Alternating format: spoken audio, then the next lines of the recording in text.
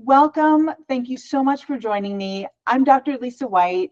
I'm a licensed psychologist at Summit Center in the San Francisco Bay Area. In addition to doing neuropsych evaluations and parent coaching, part of my job is helping Bay Area families find the right educational situations for their 2E kids. I'm also the mom of gifted and 2E young adult twins who between them went to 6 different schools, K-12, and are now freshmen in college. Looks like we're still having some problems with the chat. Yeah, looks like we're still having chat issues. Okay, I'll move on. Okay, so let's start by defining terms a little bit so we're all on the same page. So twice exceptional, or 2E, refers to kids who are both gifted and have something else going on. So I like to think of it as like a bonus track. It could be ADHD or dyslexia or autism or anxiety or dyscalculia, something that sort of complicates the giftedness. And 2E kids are known for their asynchronous development. They have skills that are both above and below their chronological age.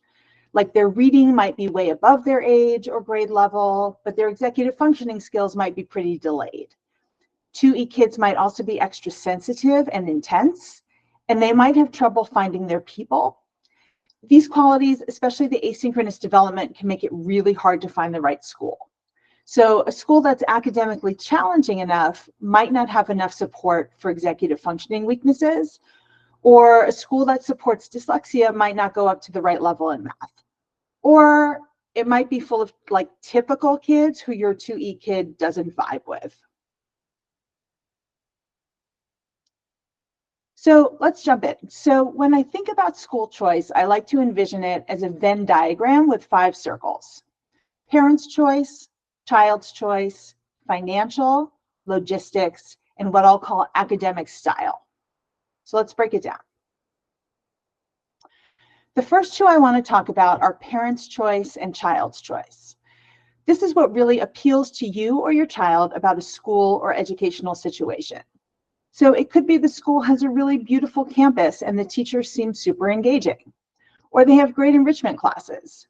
But be careful with this one, because sometimes you or your child gets stuck on something that turns out to be less important in the long run. For a child on a tour, they might be turned off because like the carpets were a funny color, or they didn't like the lunch, and they might want to write off a school for this. Or they may say, and I hear this a lot, they really want to homeschool because they think it means they get more time to play video games. Or you as a parent get really excited about the fact that the school has a cricket team or a makerspace when that's not really who your child is. Maybe that's more appealing to you. Both parents' choice and child's choice are important to consider, but especially in the younger years, it's ultimately the parent's choice. For high school, the child's choice has a little more weight, but parents are much more able to see the big picture and the long view than children are, even teenagers. And parents are much, much more likely to consider things like finances and logistics than children are. So logistical considerations can include the distance to school, and don't forget to include time in traffic, or if there's public transportation or a school bus, where any siblings might go to school, school hours, or whether there's before care or after care, what the holiday schedule is, whether there's a uniform, and certain types of like logistical accommodation related things, like whether they might allow your child's educational therapist to come to the school to work with them there. Financial, obviously, whether or not there's tuition, but also, do you have to pay extra for textbooks? Or in public or private, public too, you may have to pay extra for overnight trips, stuff like that. Lots of schools, public and private, also expect donations from families, but the amount varies wildly from school to school. Also, you'd be surprised how many families qualify for private school financial aid who think they might not, especially in high cost of living areas like the Bay Area. At least in the Bay Area, the amount of financial aid is not decided like randomly by the school. There's a third-party company that looks at your financials and determines an amount based on that. The school can adjust, but there is actual rhyme and reason to it. So before I move on to academic style, I want to talk about the fact that the circles on the Venn diagram are not necessarily all the same size.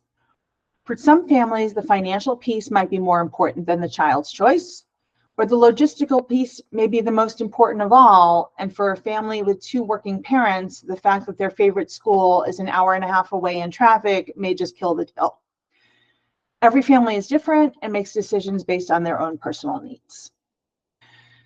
So, academic style. There are so many types of schools and so many ways to learn.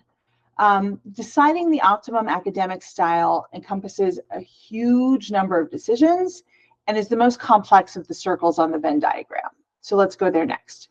Usually, the first question I'm asked is, which is better for a 2E child, public or private? So lots of people grew up with public schools and are big supporters of public education. Public schools are free, local, they're often bigger, so there may be a greater choice of friends who may live close by. The school might possibly be more diverse depending on where you live. There may be a larger variety of classes to take if it's a larger school. In a well-resourced district, there might be options like sports or theater or art. Very often they're easier logistics, and it's part of your community. You know, your neighbors' kids go there too. Also, if you have an IEP or 504 plan, you'll hopefully get services or accommodations, or you should. However, it can be hard to get the flexibility that 2E learners need in public schools, and the IEP process or 504 plan process can be laborious. Although smaller, better resourced public school districts can provide a good option for some students. But often parents find that public schools give 2E kids neither the challenge nor the support that they need. But are there 2E kids in public schools? Of course there are. There are plenty of them. Private schools, some of which are independent schools, and I'll get to that in a minute, could be a more specialized school for special needs or for special interests, like for dyslexia or for performing arts. They usually have smaller classes. In elementary school, let's say they have classes of about 15 as opposed to 24 in public, at least in the Bay Area. Sometimes they have more bells and whistles, like a pool or a fancier maker lab or sports facilities or a high-end theater. Sometimes they have more resources like multiple full-time college counselors. One benefit is you can choose a school that might have more kids like your kid. They might be more flexible with things like taking an online class for acceleration or using Khan Academy. Some private schools have a better ability to address specific learning or behavioral needs like autism or ADHD or dyslexia, even if they're not a specialized school for that. But because they have the option to admit or not admit whoever they want, they often limit the number of kids with extra needs that they take. And the difference between private and independent schools, in a nutshell, is that independent schools are nonprofit and governed by a board of trustees. Private schools can be for-profit and may be governed by religious entities or for-profit corporations or other organizations. So all independent schools are a type of private school, but not all private schools are independent schools, and there will not be a quiz on this. So if you're considering public versus private, here are some questions to ask yourself as you're making your decision. What kind of experience does your child want to have? Like, do they dream of a big sports school, or do they want a small school with individualized curriculum? How well do they self-advocate? They'll need it more in a larger, less personal school setting. What types of accommodations can they get, and will they use them? Very few of my high schooler clients actually use their accommodations. So when you're thinking about high school in particular, you want to think about a school where your child can succeed potentially without accommodations. Are you willing to supplement with supports outside of school? This would be like social skills support or an executive functioning coach, for example. Will they fall through the cracks, or will they get negative attention when they're having a hard time? Will there be other kids they relate to? Are there school-sponsored extracurricular activities that interest them, which is a really good way to meet people? Are they ready for the increased executive functioning demands? Because there are more of these in a public middle or high school. Private schools are sometimes a little more like hand-holdy. And if you're going from private to public, are you ready as a parent for less communication with teachers and the school in general? And then what are your definitions of a public school experiment being a success or a failure? If you're like giving public school a try, before your child starts, you want to come up with a list. Lay this out on paper or a spreadsheet or whatever you do of what success looks like and what it looks like if they're not succeeding. So does success look like having people to eat lunch with, or getting a certain GPA, or not getting a study game every morning? Does not success look like having 5 missed assignments or 10, or getting however many calls from the teacher, or playing alone at recess? Some suggestions if you're going to try public. Get the IEP or 504 in place before the year starts or as soon as possible. You don't want to wait until the accommodations to not kick in until November. When your child has already had a hard beginning and they've formed opinions about the school and the school has formed opinions about them. If your child is set on trying a public school, and this often happens with high schoolers, you can always tour independent and private schools, then start with a public and see how it goes. Sometimes you can transfer or do a one-to-one school, which we'll talk about a little later, mid-year if it goes poorly. If you get accepted to a private school and turn them down because you're trying public, tell them that. They may be more open to you coming back at some point if they have space, if they know that's the reason you decided not to attend. And definitely make that criteria list to know if it is or is not working.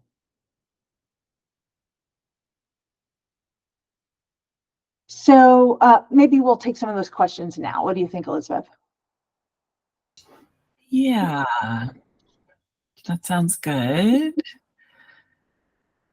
The first one that I saw you have somewhat addressed is private usually a better option, or can a public school meet the needs of a child with ASD and ADHD?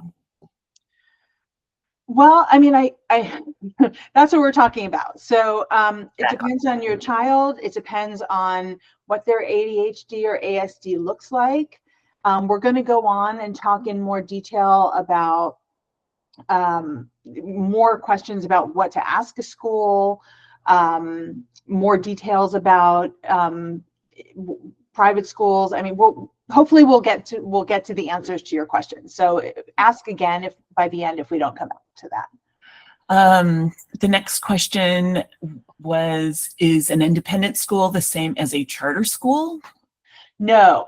So a private or independent school is not part of the school district state program. So a charter school is a school that is still sort of, I don't know how to explain this well, like related to a public school. Mm-hmm. They are usually run by a private entity, but I believe they still get state money.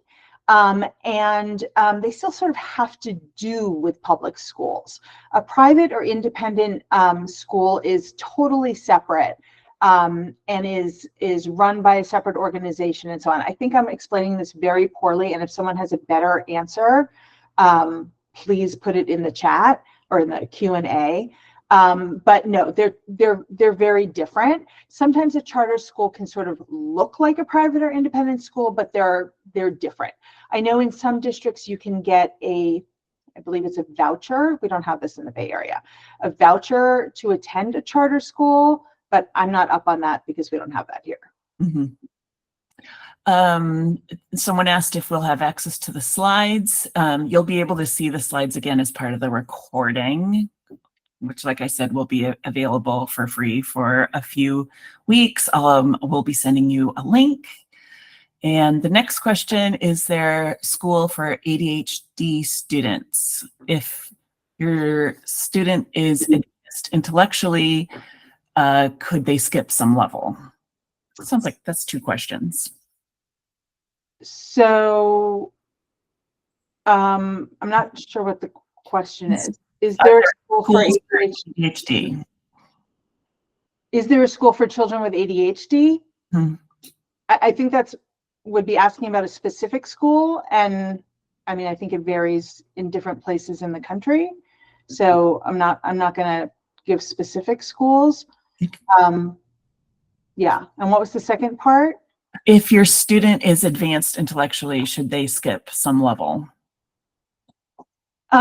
Let's come back to that also, because I have a slide later on where we're talking about gifted schools and talking about advanced learners and accelerated curriculum. So we'll come back to that one as well. Yes. And the next one, you made the comment that private schools are often a little more hand-holdy. Does that result in kids being less independent, resilient, or having less agency over their educational journey in a private school? That's a really good question. I think in some cases it can. I think in some cases the schools do a good job of sort of titrating, and by the end of high school, the kids really do learn to advocate. I think in some, for some kids, they need that kind of scaffolding. And if you sort of throw them into this big public middle or high school, they don't learn to advocate because it's too overwhelming. And being in a smaller, sort of safer environment, they learn to advocate better, actually. So I think there are schools that may be too hand-holdy, but a good private school will teach the self-advocacy skills over time. I think it's also on the parents a little bit as well to encourage kids to do things like the kid emails the teacher instead of the parent always emails the teacher. You know, the child takes responsibility for you know, making sure the homework is done instead of the parent checking in on the child's homework, things like that. So I think it's partly a home question and partly a school question. But I would not say make a blanket statement that a more hand-holdy school, the kids will not learn to self-advocate and you know, get their lives together on their own before they leave the school. That's great. And the last question that I think we should take for now, do most private schools have support for learning differences, or as many as public schools? So again, don't want to make a blanket statement about all private or independent schools. Some do, some don't. You know, I'm going to talk about specialized schools in a little bit that absolutely are designed to have the supports. Some private schools are generous with supports, and really that's part of their thing, is to welcome neurodivergent students. And some private schools, nope, they don't want them. That's it. So it depends. Mm-hmm. Yeah. Okay, should we move on? Yes. Okay, great. Okay. Thank you. Yeah, these are good questions. Okay, so before I move on to talking more specifically about private schools, I want to make some general points about schools that apply no matter whether you're doing public or private, and some even apply to homeschooling. So first, don't look at a school hoping to be set for the whole K through 12 experience. Look for now, for this year, maybe this year and next year. Do not think about high school when your kids are in elementary school. I tell this to parents all the time. Like, the dream is to put your kids in kindergarten and have them at the same school or in the same district through high school. For 2E kids, that doesn't happen always, rarely happens. And your child is going to grow and change so much between elementary school and high school. You don't know who they're going to be. Like, you don't know who they're going to be between the beginning of 6th grade and the end of 8th grade. So be open, be flexible. Don't be set on having all your kids in the same school. Again, this is the dream, but with 2E kids, it doesn't always happen. Trust me, I had twins in different grades, in different schools, and at one point, even in different counties, and it can be done. There are usually carpools. parents are often open to helping each other out. It can be done, I swear. Don't choose a school based on other people's experiences. Your child was going to have a different experience. It's good to get feedback from parents with other children like yours, other 2E kids, but every family is different and every kid has a different experience. And you can definitely count on your 2E kid having a different experience than a typical kid. So much is about teacher fit year to year rather than overall school fit. And you can't always control which teacher your child's going to have. In general, parents often find that many teachers are less flexible than they had hoped. Sometimes you get a teacher who takes a real interest in your child and gets excited by all their questions and their quirks. But sometimes you get a teacher who's kind of like, this is my class and I do things the way I do things. And I will say that teachers have a lot on their plates and a whole classroom full of kids with varying needs. This is a sidebar, but when you're asking a teacher to do something special for your kid, make sure it's free and easy for the teacher to carry out. You're way more likely to be accommodated that way. As I said, 2E kids change a lot year to year, so don't get super invested in one school.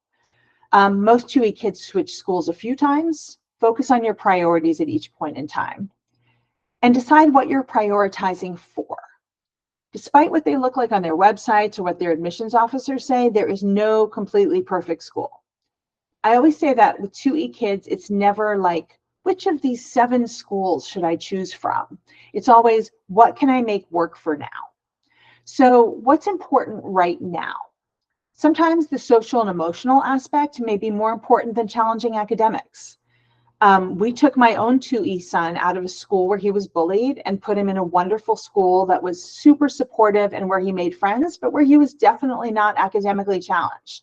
And that was the right answer for that time. But sometimes being able to work 3 grades ahead in math will help your child with their behavioral challenges. And some years you may just be aiming for good enough or just getting through for now. And there are always compromises. But 2E students are the most likely to fall through the cracks.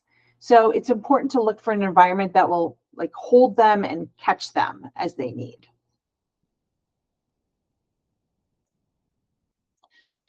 So asynchronous development is also really important to consider when thinking about a school. Like I said earlier, a hallmark of 2E kids is that they are unevenly gifted, say like more advanced at math than writing, or the reverse, or they have uneven skills in areas such as social skills or executive functioning or gross or fine motor skills. So what does this mean when looking for a school? If they're what we call a spiky learner with very uneven academic skills across subjects, they might benefit from a school that has multiple learning levels. For example, they might do well in a school where they do grade level work in writing, but can explore more deeply in science or math. Or maybe they have dyscalculia and are amazing at creative writing, but struggle with math skills. A good school for a child like this might have single subject acceleration in their area of strength, but not require advancement across the board like full grade acceleration. So that speaks to that question someone asked a little bit, should they skip a grade? The answer is maybe. You know, if they're a spiky learner, skipping a grade usually puts them, behind in some areas. And I will say going on to the next thing, if their social skills are weaker than their academic skills, they might benefit from a school with a strong social and emotional learning and counseling program. And sometimes if they skip a grade, they are behind social skills wise, and that can be hard too. I do want to say that every school these days talks about its strong social and emotional learning curriculum. But I really feel like a school's social and emotional situation is more reflected in its culture than in any like prefab curriculum. So like what happens when someone falls down on the playground? What is it like when a new student joins the class? How are the kids acting and reacting when real situations happen that require social and emotional skills? A school can set up 1 million lunchtime friendship groups, but unless the culture of the school promotes acceptance of different types of kids, it's not going to go anywhere. If a child's executive function skills are less developed, It's not going to go well if they're in a school or if they are accelerated to a level where the expectations for study skills, note-taking, independently completing assignments outmatch their executive functioning abilities. So for kids like this, they want a school with a strong program to teach these skills, because otherwise the academic needs are going to push the student into higher expectations more quickly than a typical kid.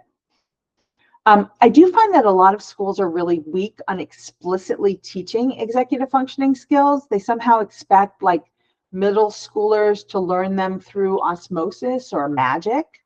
For kids who are really struggling, you can supplement with educational therapists who specialize in working on executive functioning skills.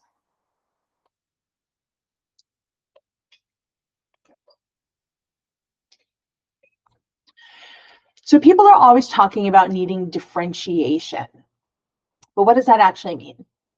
Differentiation is adjusting the curriculum to meet the varying needs of the different students. And for gifted or 2E students, when people talk about differentiation, they sometimes mean supports, but they're usually talking about providing enough challenge for their kids. Now, math is fairly easy to differentiate. You just go to the next level. Language arts and humanities are a lot harder. So in this case, you can look at extra challenge in the curriculum 2 different ways: wide and shallow or narrow and deep, and both work. Wide and shallow means lots of information, more topics, more facts. For example, if you're talking about the California 4th grade Indigenous peoples curriculum, wide and shallow looks like most of the class studying only the local Indigenous people, but you're a differentiated kid branching out and also learning some things about 5 other Indigenous groups in other areas of the state. A more narrow and deep approach would be the regular class studying the local people, and your differentiated kid going into more depth on the topics covered. Say the class is learning a little about shelter, food, and medicine. Your kid picks one and does a deep dive, maybe figures out more about the cooking methods or local edible plants, or even tries to like replicate a recipe. The same topic, just way more in depth. And side note, project-based schools, which I'll talk about in a minute, sort of do this kind of thing naturally. Do we have more questions? Are we up to questions? I saw a lot come through. Some of these are comments, but there are a few questions. Okay. This might be something you talk about later. Is there such a thing as an online homeschool program counselor? Someone that can meet with my child online to guide learning interests into some kind of productive output, like a learning consultant or counselor? For homeschooling, yes. And I will give you a name, like an actual name of a person in a minute. Yes. Okay. And there is a question about someone whose child is in public school with an IEP, but there's a struggle that even though the document is revised yearly, it's not implemented very well due to staff turnover, lack of resources, etc. How can they address this gap? Right. So and as a follow-on, their son has not been accepted to a private school when they've tried. Sure. Okay. So one thing that, like, if you're really going around and around with a public school with IEP goals not being worked on, with accommodations not being implemented, with services not being implemented, if you just keep going around and around and around with the school, you want an educational advocate. They are, I mean, I'm not going to give you names because I just know people in the Bay Area, but like these people are, this is their job, is to be a liaison between you and the school. And they have so much experience working with parents and with schools to make sure these things happen. So I would advise getting an educational advocate. Yeah. Similar, well, not similar, but their son is a young kindergartner and was not able to get into private schools that they applied to, likely due to exuberant movements and ADHD. So attending public school right now. Maybe that's not really a question. Okay, why don't we move on? We'll come back to questions. When you have a strong signal that a specific teacher would be a better fit for your 2E kid, what rationale have you seen be successful in advocating for your kid to be placed in that class? Are there any magic phrases that tend to resonate for administrators?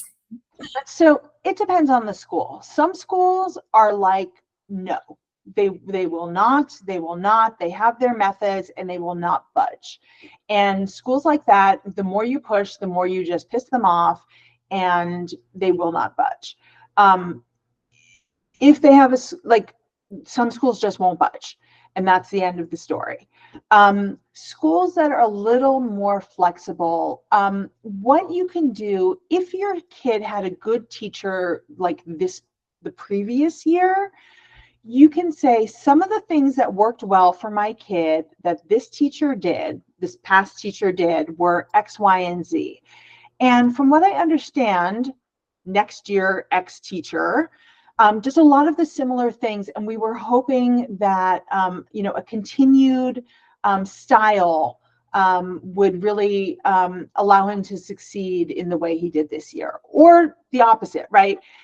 Something that really wasn't working for him this year was, you don't want to bash the teacher. You never want to bash the teacher, but a style that we think might work better for him is X, Y, and Z. And from what we understand, teacher X runs her classroom in more of that way.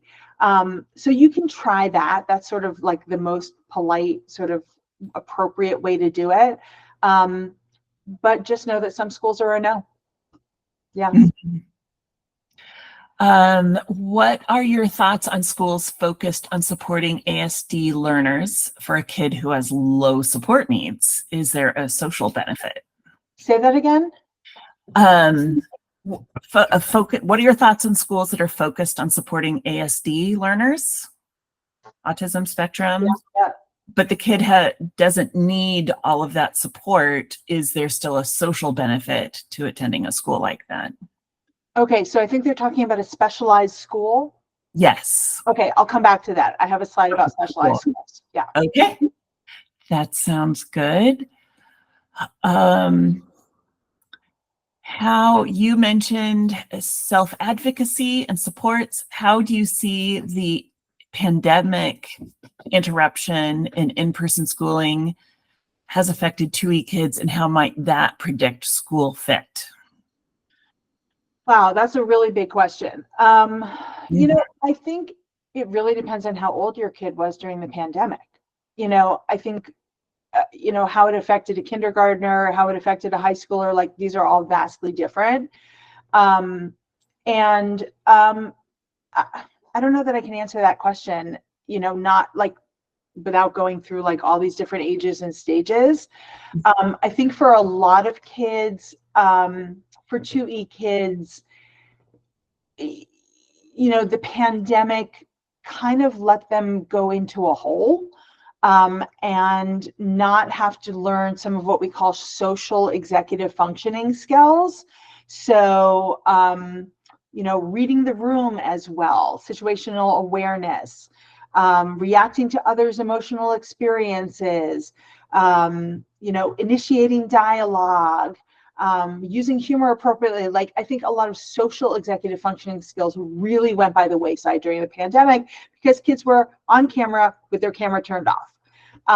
And I think a lot of 2E kids already are weak in social executive functioning skills, and the pandemic just like nobody got to practice those. So that's one area where I think kids of all ages got a lot weaker.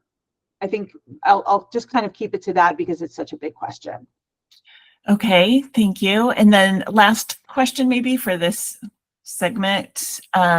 How do you get the 2E test for kindergartners? In our district, the 2E test is done in 2nd grade.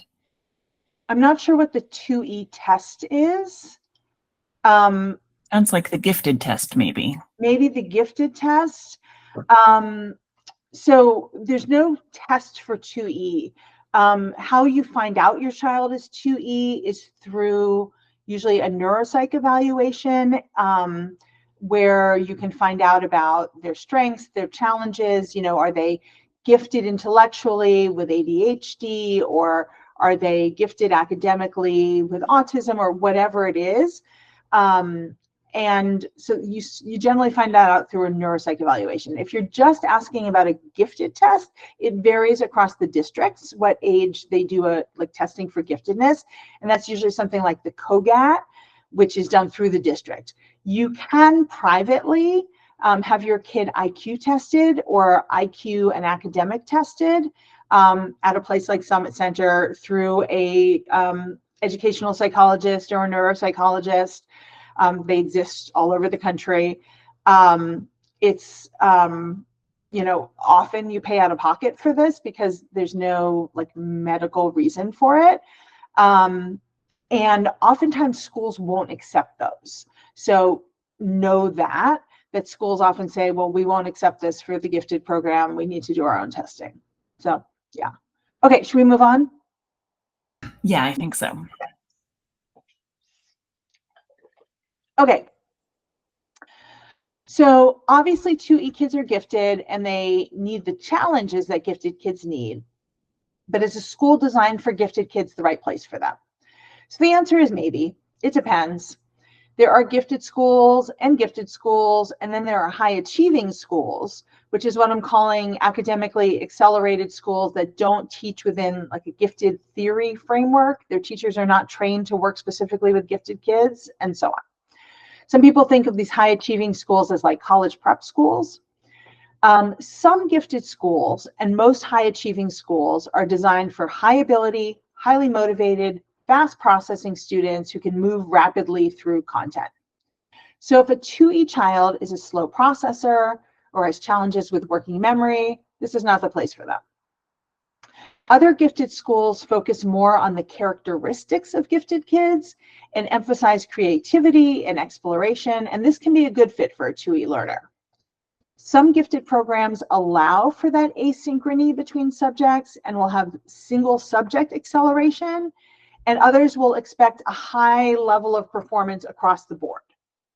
My favorite gifted schools do things like everyone in the school has math from 9 to 10 a.m. So no matter what grade you're in, you can go to the grade level of math that fits you.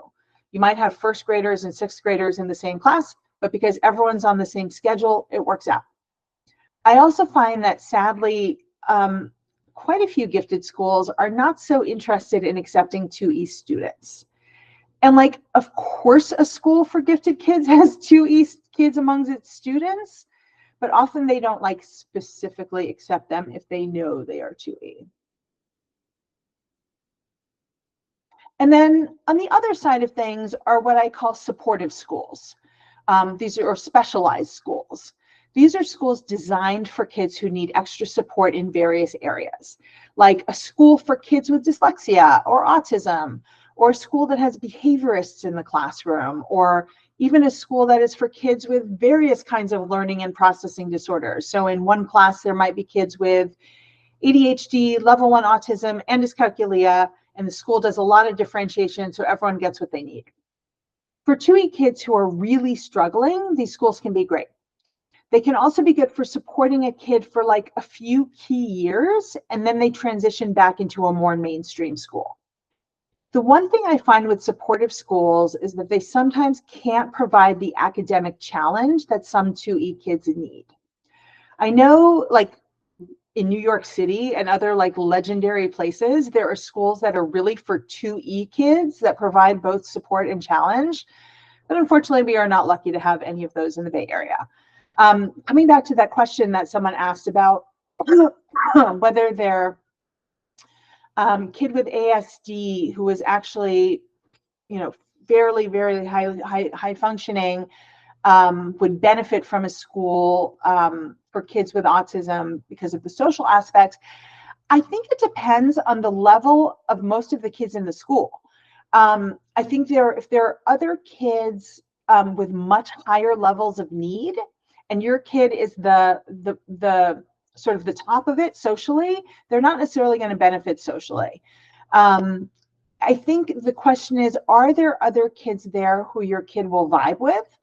Are there other kids there your kid can model kind of with?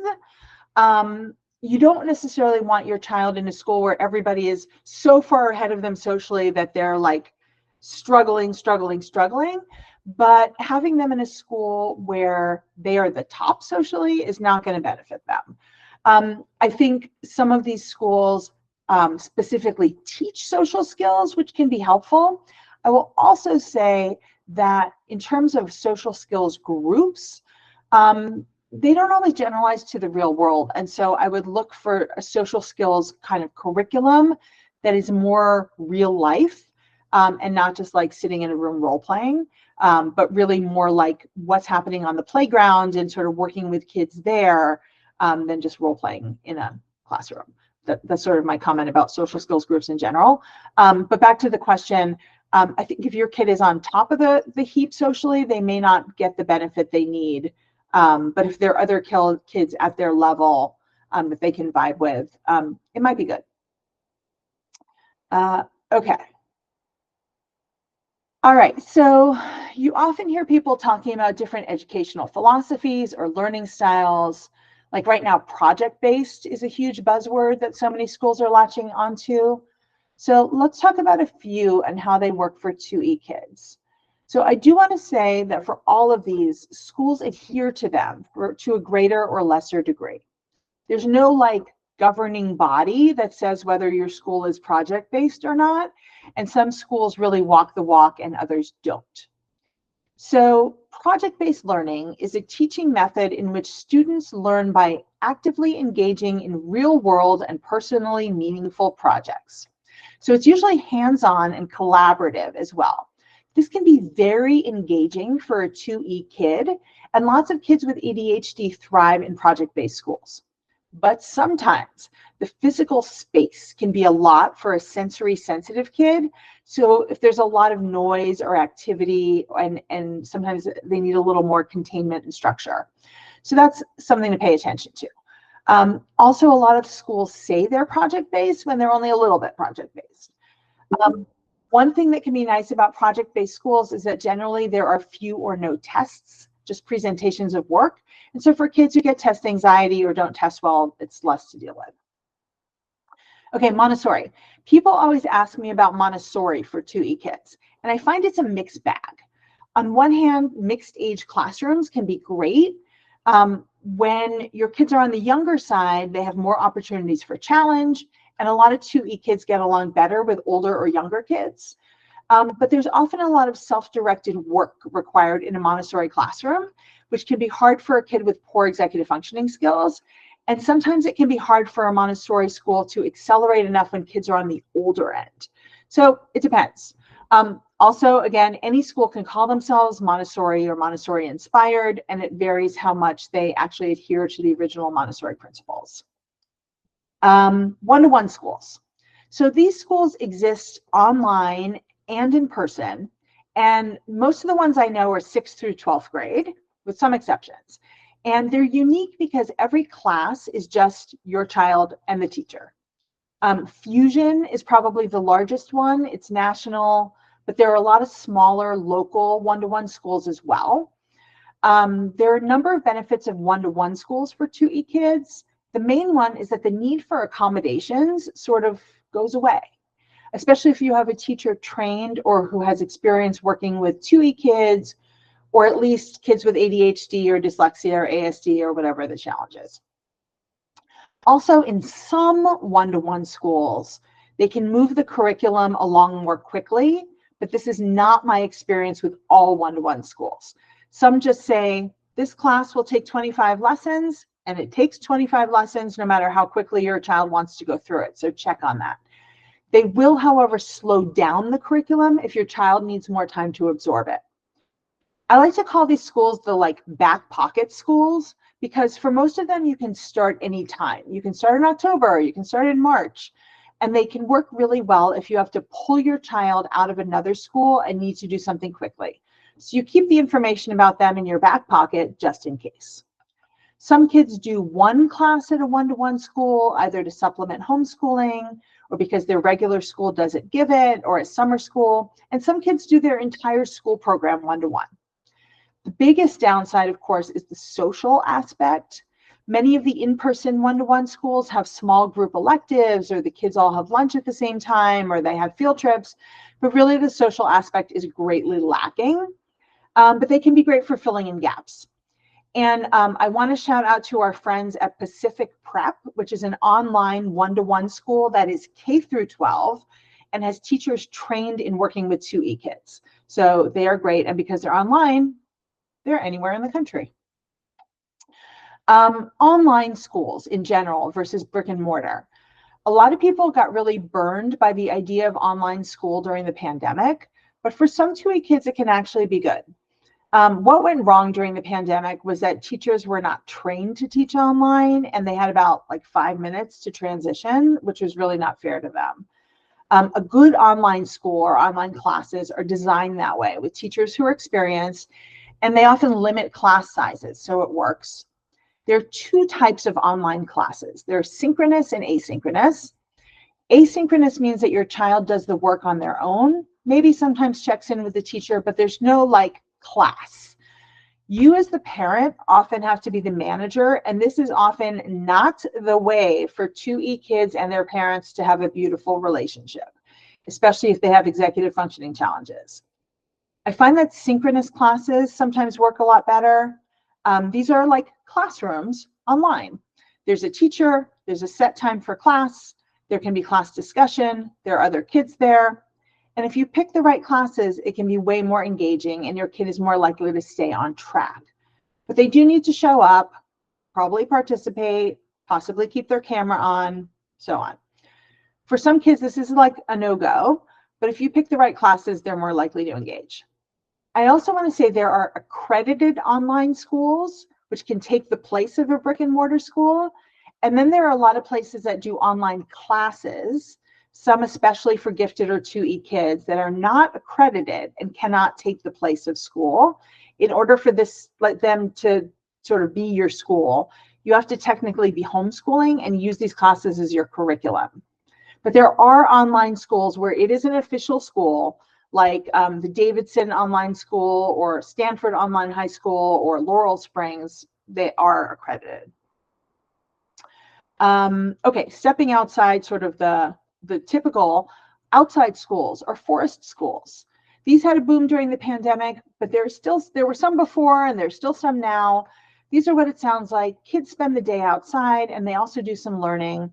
Often these are similar to unschools, which we'll talk about in a minute. Sometimes there's more structure. They're great in that there is a lot of movement, nature time, exploration, no sitting at desks or tables.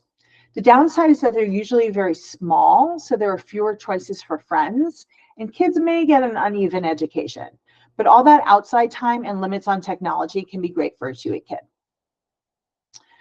Homeschooling. I'm going to come back to this as its own topic in a bit, but I will say there is a large gifted and 2E secular homeschooling community, and it can fit the needs of 2E learners really well. But I will also say that some people say that homeschooling is the only answer if you have a 2E kid, and this is not the case. Unschooling. Gifted children are great at finding their own interests and like going deeply into subject areas that they find appealing. And it may not be like what is traditionally taught in a schooling atmosphere, and this makes some parents like nervous about whether their children are learning what they need for the real world. Unschooling is similar to homeschooling in that it's usually parent-led, but it's less structured. Often kids just follow their interests, and the idea is that all learning is relevant, and there's an entire world filled with interesting concepts and ideas to explore. Unschooling can be great if you have a child with school trauma, and it works great with self-directed learners. Here in the Bay Area, we're lucky to have an unschooling school just for 2E kids called Big Minds. They describe their philosophy on their website as, We want our graduates to pave their own pathways as natural nonconformists. They will be able to identify and pursue truth. They will be led by their interests, strengths, and passions. Other learning styles that are not specific philosophies, but things to think about when you're considering a school. Is the learning structured or more unstructured? Is it student-led or teacher-led? Do the kids take ownership of their work, or are they given more guidance? So just some things to think about. Okay, more on homeschooling. Full disclosure, I am not a super expert on all the ins and outs of homeschooling, and there are people who are much better advisors if this is the journey you want to begin. And I have like a name for you. But I will say that homeschooling can be an excellent way to meet the needs of 2E kids because they can use their strengths and preferred learning styles, and you can easily accommodate a child who's on multiple grade levels. Also, if you have a 2E kid who needs remedial services like OT or vision therapy, they have the time and energy for those rather than being overburdened by like sandwiching them in like after school or in addition to homework. So, okay, some thoughts about homeschooling. It's really important to find gifted and 2E homeschooling networks in your area. You need the support of other parents. Your kid needs to connect with other 2E homeschoolers. Super important. Homeschooling doesn't have to look like school at home. Like it's not sitting at the kitchen table all day. And it doesn't have to be done entirely by parents. There are classes, tutors, mentors, online courses. These are all useful resources. I want to plug our friends at Young Scholars Academy, which has a wonderful variety of classes for 2E kids. Learning takes place in many different ways, using many different activities. Science museums, piano lessons, like all kinds of things can be learning. Homeschoolers can have plenty of opportunities for social contact, social interaction. And in fact, because they don't have like tons of homework and like necessarily a school day that goes from 8 to 3, they often have more time for socializing than kids at traditional schools. And you don't have to do it alone. There's help available both online and in person. And also, at least in California, you can homeschool through a charter school that will give you guidance on curriculum. This can be helpful for a new homeschooling family or if you think you might just do it for a short time. Homeschooling doesn't have to be forever. It might be right for 1 year or several or the rest of your child's education. You can make that decision on a year-by-year basis. Homeschooling is not for everyone. I like to say it's not a school situation, it is a lifestyle. If you don't want to do it, don't feel pressured to homeschool, even though some people say it's the only answer. So for more guidance on homeschooling, I always refer people to Jamie Heston. Her name is up there. Her website is jamieheston.com, and she is like an expert on guiding people through homeschooling. So go to Jamie. Questions? Hello there. Here is a question. The young 5-year-old. How do we know when to pull out and go the homeschool route when our child is benefiting so much from the structure at public school, but is not so far having social emotional needs met? Yeah, I mean, I think there's a lot of decision making that goes into whether you want to homeschool or not. And like I said, it's not just school, it's a lifestyle. First, I think if they're enjoying school, I would see if you can meet their social and emotional needs in other ways before you like pull them out to homeschool. So are there outside classes, after school activities, other things like that that can help meet their social and emotional needs first before you start the homeschooling journey? So I would think about those first. Is there a gymnastics class or a theater class or a sport or a music class or like whatever there is? I would try that first, and see, and see how that goes before you sort of make the major move to homeschooling. Great. Another question, are private social skills groups helpful for ASD kids? it specifically says social skill group by SLP. Maybe that's a particular one. Language pathologist. Yeah, it's a speech language pathologist. Gotcha. Yeah. Yeah. You know, I want to say that's sort of out of the bounds of this talk. You know, I think, yes, some of them can. I mean, the social thinking curriculum is, you know, really well researched. But I think a social skills group is really only as good as the person who's facilitating it. And people have more experience or less experience. So, you know, I hate to say it, but it depends. Okay, thank you. Next question. Here we go. How can you assess some of these important aspects of a school that you have mentioned, such as social emotional culture, having kids like yours, teaching executive function skills, assuming that websites alone are not that helpful? We are going to get to that. Okay, terrific. Next up, what is the benefit of gifted testing? In particular, since GATE is no longer funded in California schools. With the follow-on, what's the best way for parents to support a gifted child in California where no formal differentiation is offered? That's a big question and maybe a little outside the bounds of this talk. Gifted testing, I'm not sure if they mean like the testing they do in school or private testing. You know, testing they do in school, like, sure, do the testing in school, like, might as well. Private testing, like, I'm not a big fan of what I call vanity testing, which is like, I just want to see how smart my kid is. You know, I think you know your kid, and if your kid is showing a lot of signs of needing more challenge and being gifted and so on, like, maybe you don't know if their IQ is 124 or 135, but like, you know your kid and what they need. So, and honestly, like, taking a test results to the school is not going to really get you that far. Schools don't really want to see their outside testing that says your kid is gifted. So I forgot the second half of that question. What was it? Like, ways to... What's the best way to support a gifted kid when no formal differentiation is offered? That's a huge question. I mean, just a couple things, like gifted summer programs are great. Some of them are a little too academic. I think you don't always need an academic gifted summer program, but summer programs where they can be around other gifted or 2E kids are phenomenal.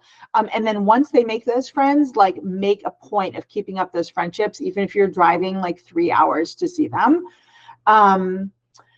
What else? You know, there are Facebook groups, like local Facebook groups for parents of gifted kids or parents of 2E kids. And people are always looking for meetups. And I would do that. Like, if you both have a 6-year-old boy who's interested in dinosaurs, like, totally meet up. Like, maybe your kids will hit it off. Maybe they won't. It's worth a try. Again, if, like, sometimes teachers can do a little bit of matchmaking, you know, if they think there's another kid in the class who your kid would hit it off with, like, see if the teacher can put them at a table together. Really, I think one of the best ways to support gifted kids is finding their peers. Outside of that, you know, follow their interests. Take them to the library a lot. I am a big fan of libraries where you can take out 50 books, you know, and go through them. You know, if they're interested in learning about decimals, like, go on, you know, the internet and look up videos about decimals on Khan Academy. I mean, just follow their interests. Yeah. Okay, should we move on? I know we're tight on time here. We have a few more questions. Oh, okay. All right. You mentioned that many gifted schools don't accept 2E kids. May I ask why this is the case? Yeah, so schools, like, don't... I'm trying to figure out a way to say this nicely. Schools want to have the kids that fit in sort of their band. And they decide who's in their band. And if they decide that their band is, typical kids with IQs between 130 and 145, that's their band. If they want typical kids, they don't have to provide services outside of that.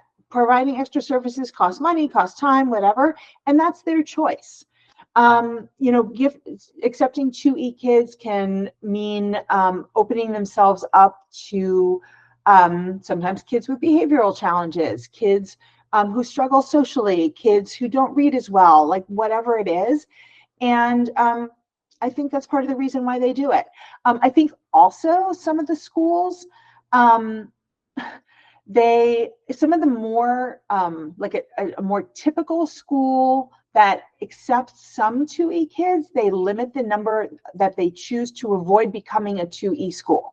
Because once the word gets out that they accept 2E kids, like all the parents of 2E kids are going to apply there and try and send their kids there, and they limit so they don't turn into a 2E school. This is my opinion. Thank you. One more quick question for this segment. You mentioned summer 2E programs. Can you share the names of some of those? Haven't heard of them before. Sure. What else? Johns Hopkins has one. Summer Institute for the Gifted still around, or did that go away during the pandemic? Different colleges have them for older kids. On the Davidson website, there is a huge list of them.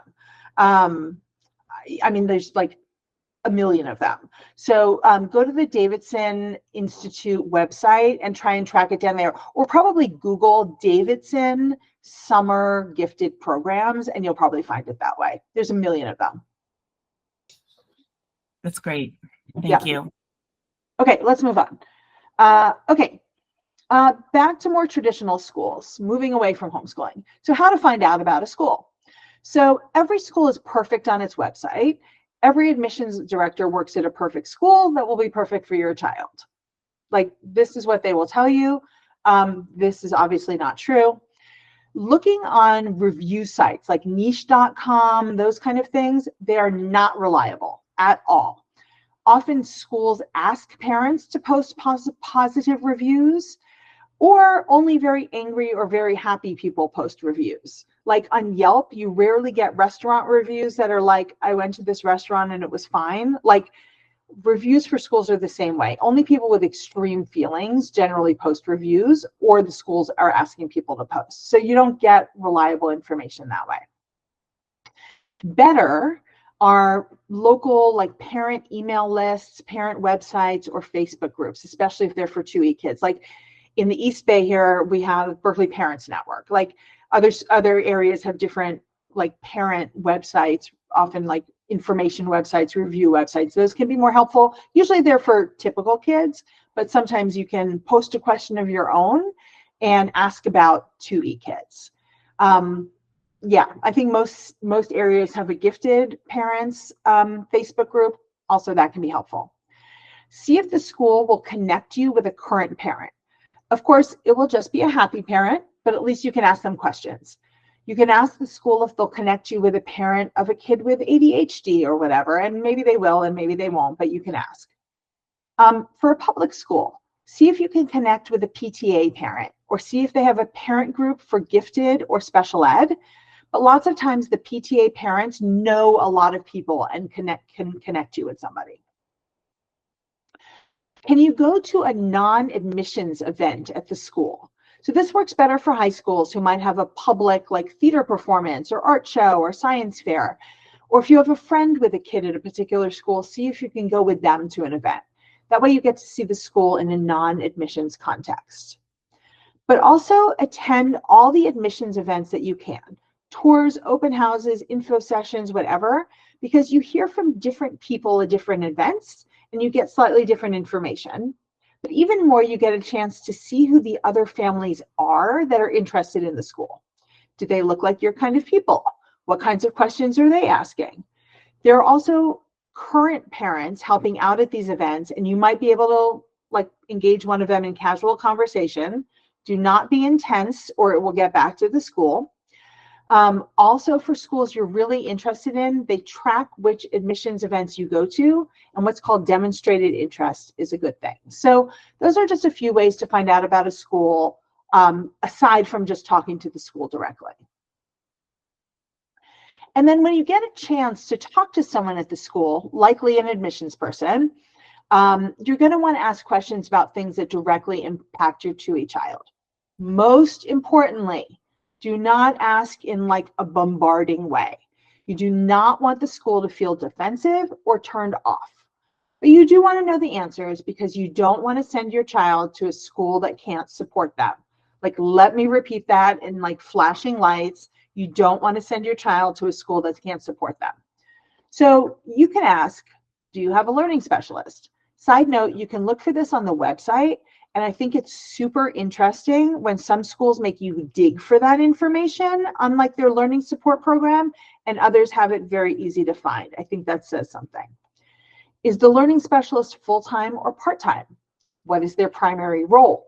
Is it intervention with students? Is it teacher support? Is it just making learning plans? What is it? And what other support staff are available to students?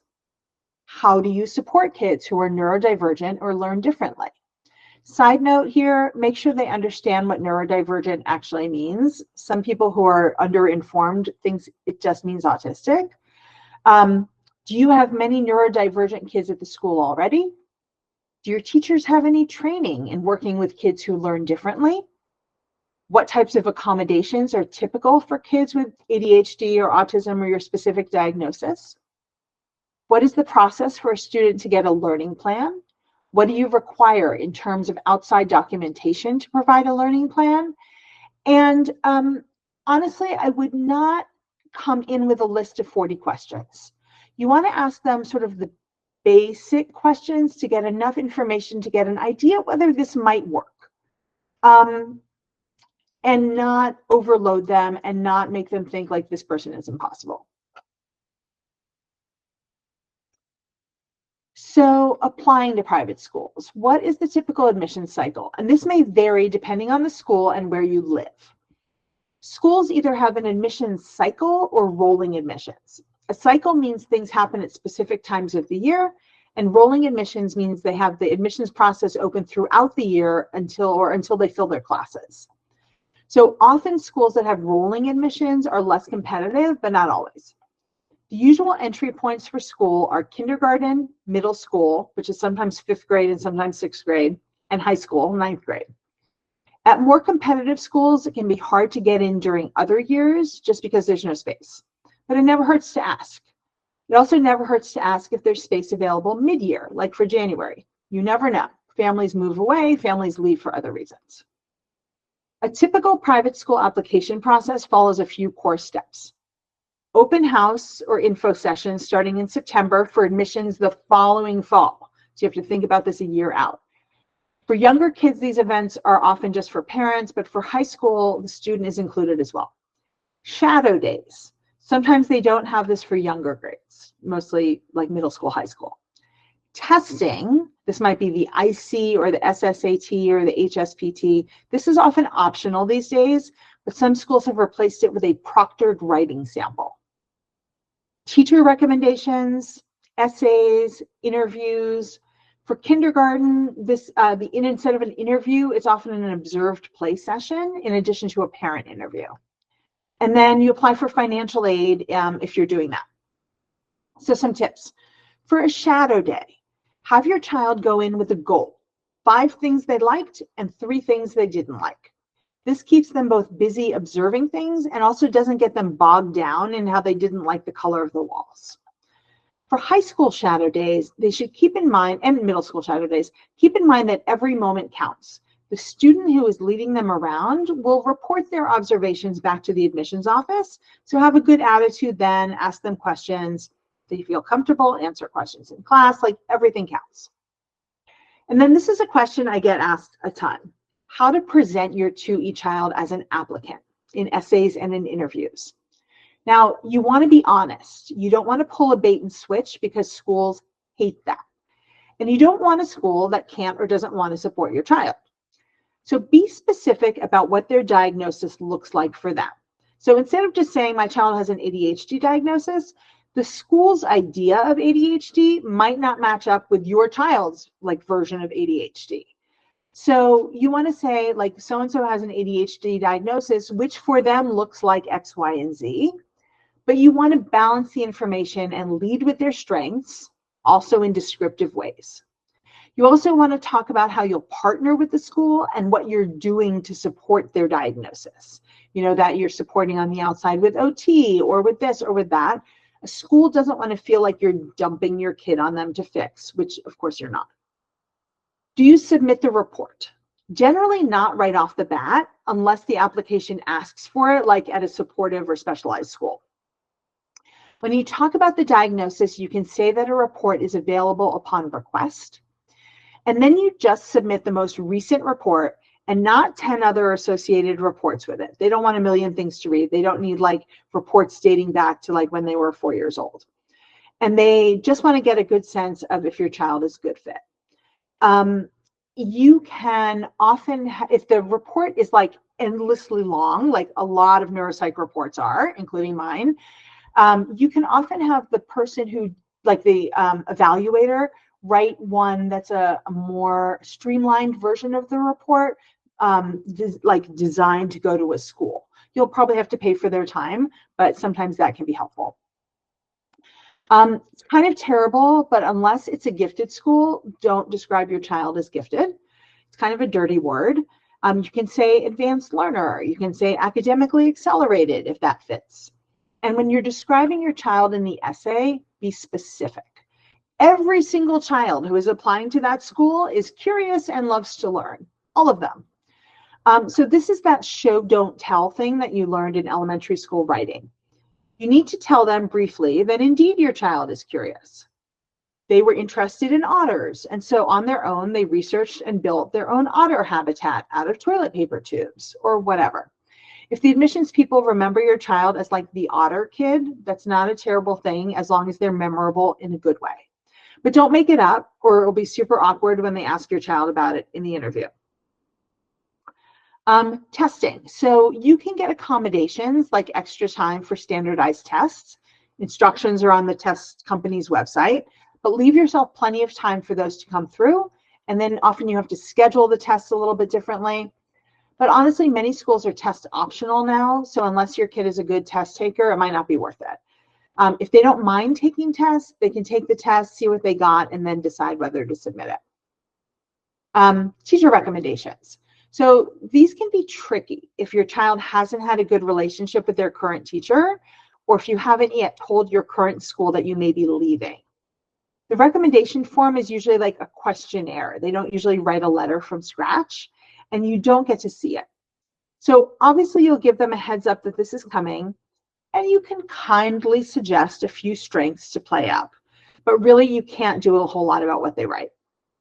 But you can often submit additional recommendations from a coach or another kind of extracurricular teacher to balance out if you don't think it's going to be great. Interviews. At some schools, they really want to admit like the whole family, not just the child. And the parent interview is a way to see seeing if the family is a good fit, and also seeing if the family seems like they're going to be difficult. So ask questions, but don't ask questions that are just easily found on the website. If you volunteer at your current school or in the community, this is a good time to work that in. For your child, practice with them, shaking hands, introducing themselves, answering a few questions about their interests, why they're interested in that school, even a few offbeat questions like, what would they do if they had 3 wishes? Like you can Google like private school interview questions and you'll find a bunch. I'm pretty sure my 2E son got into his high school because they asked him what his superpower would be. And he explained that he would choose being able to fly because of his interest in astronauts and space. And that led into a whole conversation about his interests and so on and so forth. Financial aid. Know that some schools are what's called need blind and some are not. This means that some schools do not take into account in the admissions process whether you're asking for financial aid and others do. But do not apply for financial aid if you need it, just because you think it will increase your chances of getting in. Do not bankrupt yourself for a school. Do not spend your retirement account. Many areas now have a specific date, usually in March, when all the private schools send out their admissions decisions, and then all the families have to accept or decline by a certain day. If you are accepted, let the school know your decision as soon as possible, as they have people on the wait list. If you are waitlisted, tell your top choice that they are your top choice and that you will definitely accept if they accept you. Obviously, only tell them this if it's true. And know that rejection may not even be about your specific child. Schools have to balance their classes, and that year they may have a lot of siblings applying, or staff kids, or just too many girls with ADHD, or boys who play soccer. I will also say, don't get your child too hyped up for one particular school, because when you have a 2E child, nothing in admissions is a guarantee. So parents frequently ask me how they should bring up the idea of switching schools with their child. The answer is definitely not to sit them down and say out of the blue, do you want to go to a different school? That is not the way. Imagine it like this. What if you were enjoying a nice afternoon and someone launched themselves down in front of you and said, do you want to move? You'd be like, wait, what? Move? I haven't thought about moving. Where would I go? What would it be like there? I wouldn't know anyone. I'd have to leave my friends. What would my new job be like? Like, this is kind of what it's like to spring the question on your child.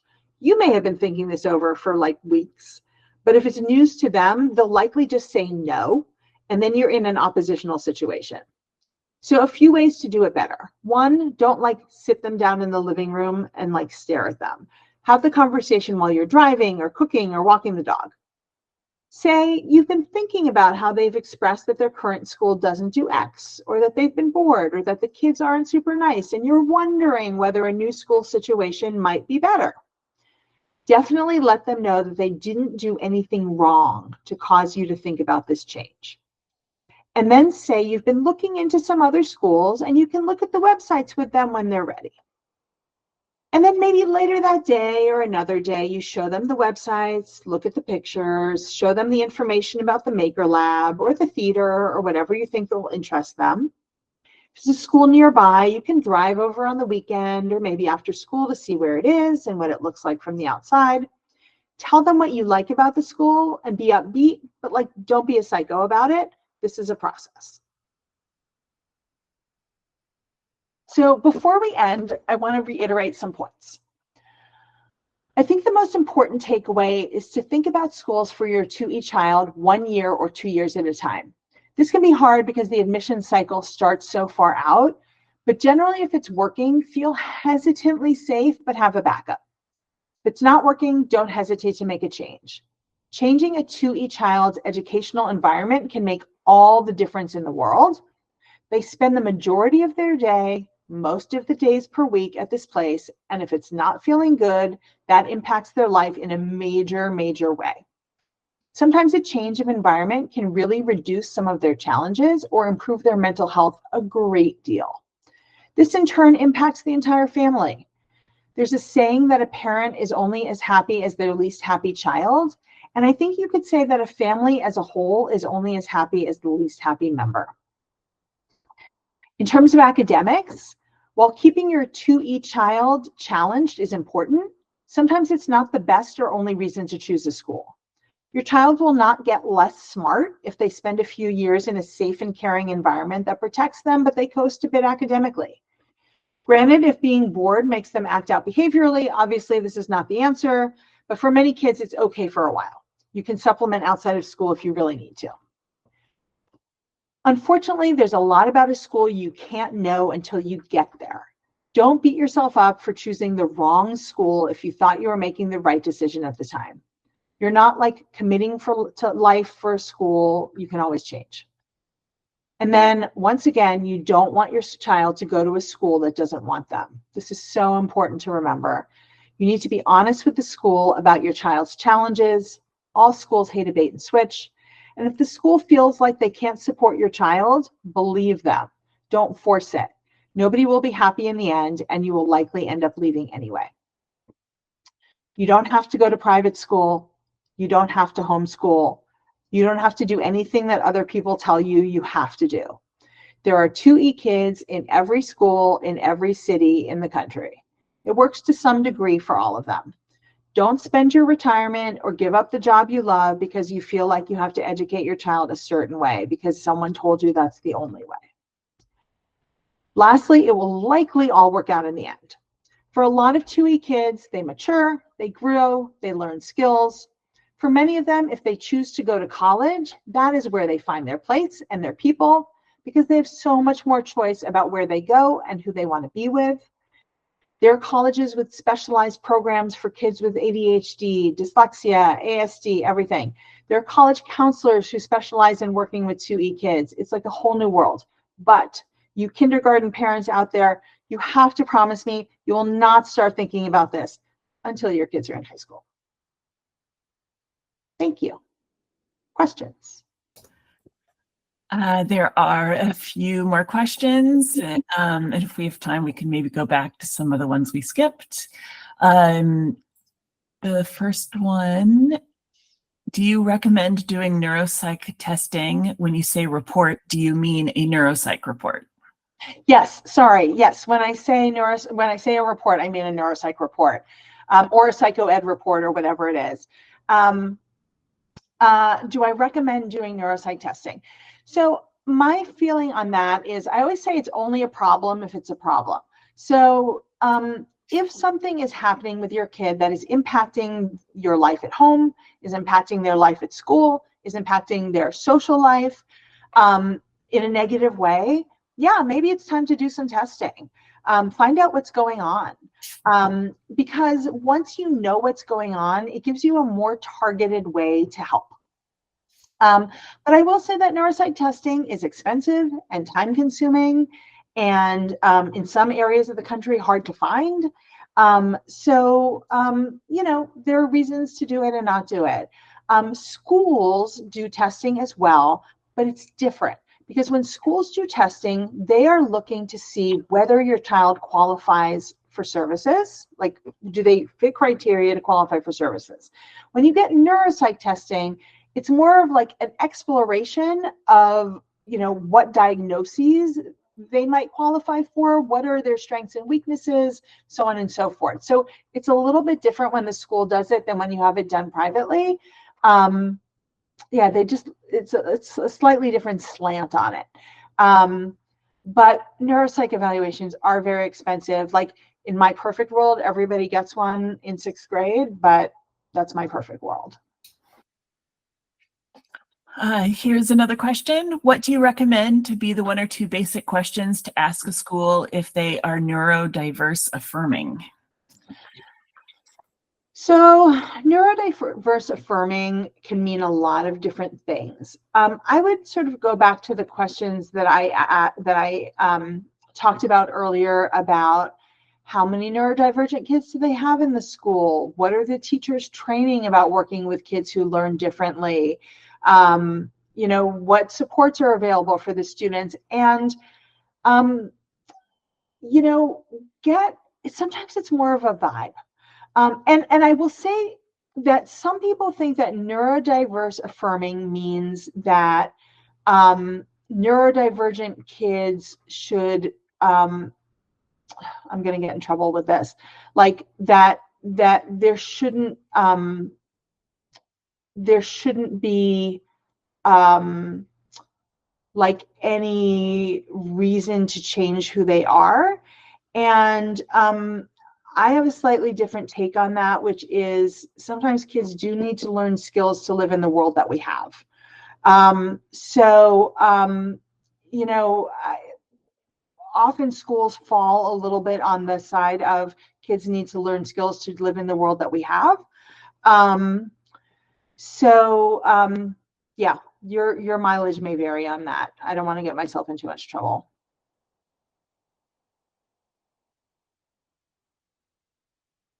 Do we have a next question?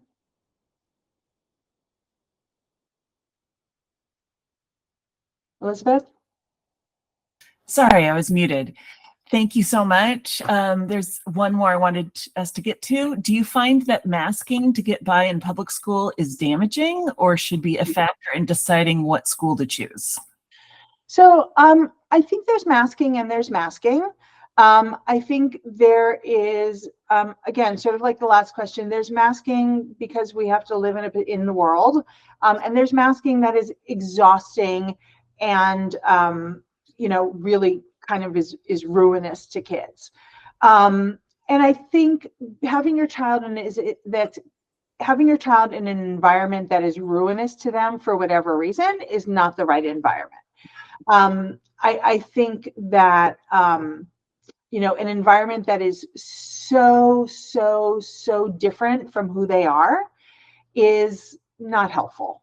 And if they have to mask to fit into an environment that is just not them at all and cannot hold them in any way, that's not the right environment. Thank you. I think we're really out of time now, so apologies if we did not get to your question. Thank you so much, Lisa. Thank you all for coming. Thank you.